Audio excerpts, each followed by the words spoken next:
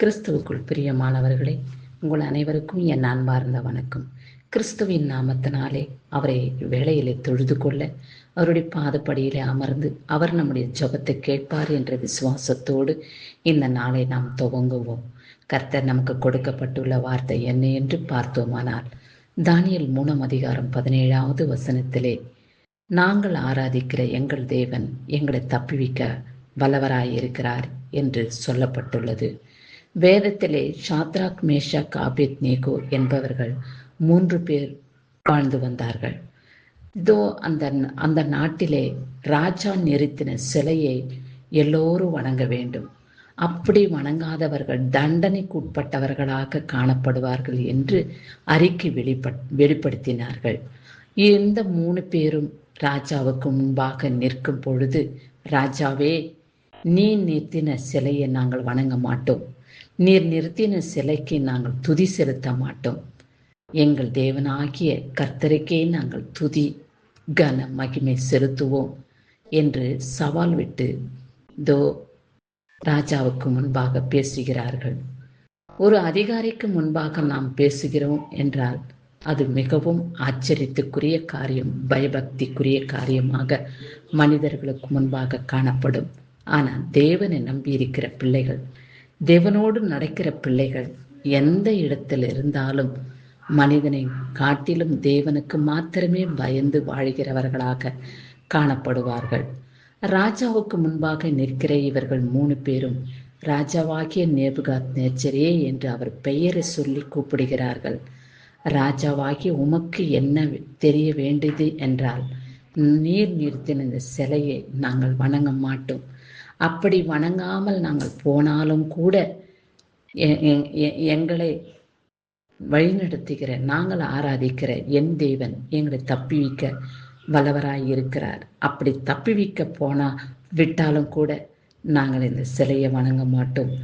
நாங்கள் சாவதை காட்டிலும் தேவனை துதிப்பதையே விரும்புகிறோம் என்று வெளிப்படுத்துகிறார்கள் ராஜாவுக்கு.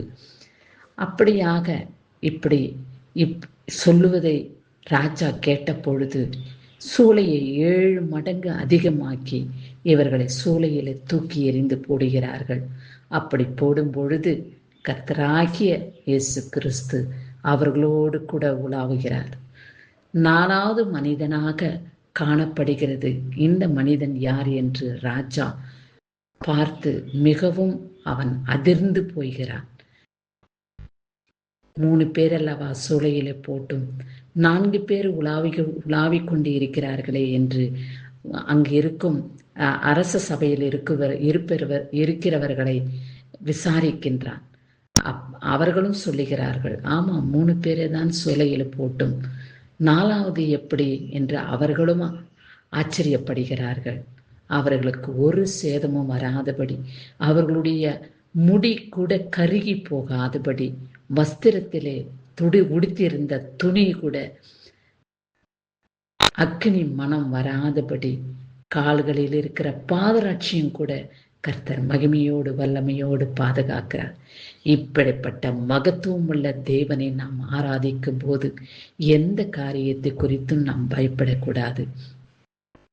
நாம் பயந்தால் தேவன் நம்மை கைவிட்டார் என்ற அர்த்தம். சாத்தானுக்கு நாம் சொந்தமாகி விடுவோம்.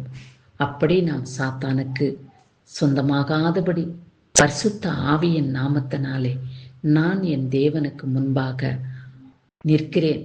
தேவன் என்னை கண்காணிக்கிறார், தேவன் என்னை பாதுகாப்பார், தேவன் என் சரீரத்தை புதிதாக்குவார், அவயங்கள் உறுப்புகள் ஒவ்வொன்றையும் அவர் பார்வையிலே காணப்படுகிறது, அவர் தானே என் சரீரத்தை உருவாக்கினார் என்று நம்பிக்கையின் இருதயத்தோடு அவரை நோக்கி கூப்பிடும் பொழுது நிச்சயமாகவே கர்த்தர் உங்களுடைய வேண்டுகோளை ஏற்றுக்கொண்டு பரிபூரணமான சுகபலனை கொடுத்து உங்கள் தேவைகளை பூர்த்தி செய்து நீங்கள் கையிட்டு செய்யும் எல்லா செயல்களையும் கர்த்தர் ஆசீர்வதித்து நீங்கள் விரும்புகிறபடி உங்களுக்கு செய்து உங்களை இருதயத்தை சந்தோஷப்படுத்துவார்.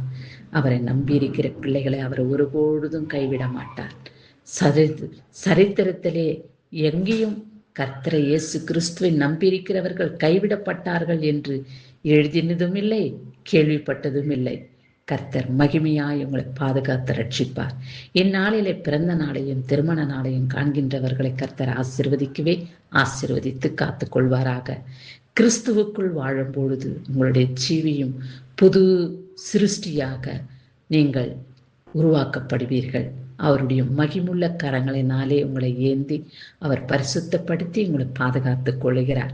நீங்க போகையிலும் வருகையிலும் கேடகம் கவசமாயிருந்து உங்களையும் உங்கள் குடும்பத்தாரையும் எந்த தீங்கும் விபத்தும் வேதனை சோதனையும் அணுகாதபடி அவருடைய இரத்த கோட்டைக்குள்ளே உங்கள் அனைவரையும் மூடி மறைத்து பாதுகாத்து ரட்சிப்பாராக. கிறிஸ்துவுக்கு சதா காலங்களிலும் மகிமை உண்டாகட்டும். ஆமேன்.